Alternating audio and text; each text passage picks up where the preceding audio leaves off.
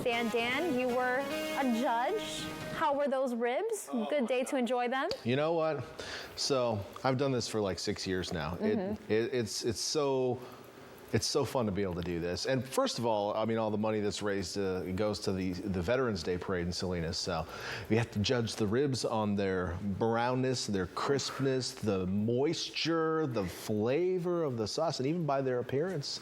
That sounds so good, even though it's 11 o'clock. Good ribs sound delicious. It's in the middle. Yeah, well, yeah, ribs are good anytime. You got a cold one in the fridge, 3 o'clock in the morning, whatever, just knock them dead. You know, it's delicious. So good times, yeah. And then, of course, the car show. And this was a picture of that this afternoon, too. Look at those blue skies, the colors, the paint jobs on those cars just sparkling. And, of course, there were a lot of people out there today. It was very crowded in Old Town. Nice, fun day, good environment, good atmosphere out there. With temperatures really around 70 degrees, so room temperature, but in the sun, it felt pretty warm. And guess which genius forgot to put sunscreen on? So if I look a little pink today, it's because I'm an idiot. That's why, because I forgot to put sunscreen on. And just look at this weather. And look at my fair skin. Oh man, sometimes I wonder if there's just rocks rolling around up there. I digress. Let's take a look at some high temperatures from today. The Panoche Valley was our hot spot at 98 degrees. Far eastern San Benito County, it's been getting pretty warm there at night. We're seeing lows around 70 degrees every night. So it's pretty warm in eastern San Benito County. Hollister, northern San Benito County, not quite as hot, but that was one of our more warm, populated places today. 78. Salinas, 71 today.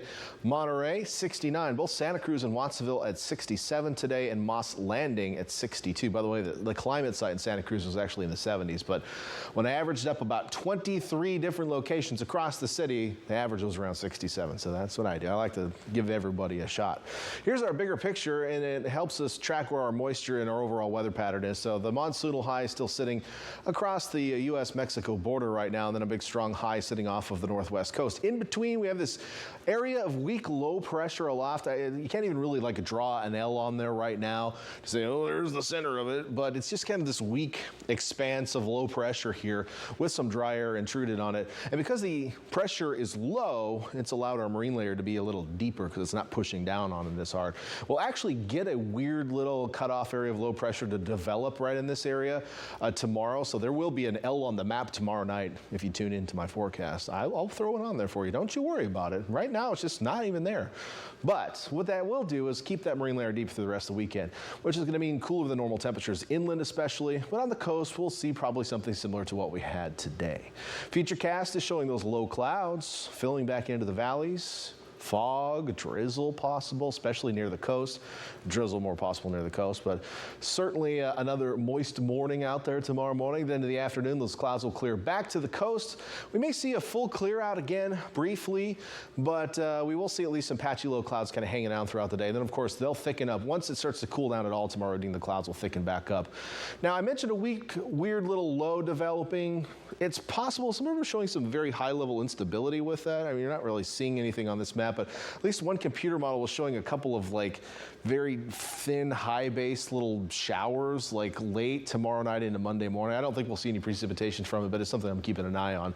Futurecast precip is showing some precipitation, but guess what it's from? It's the drizzle. Our old friend, the drizzle. It just keeps coming back every night.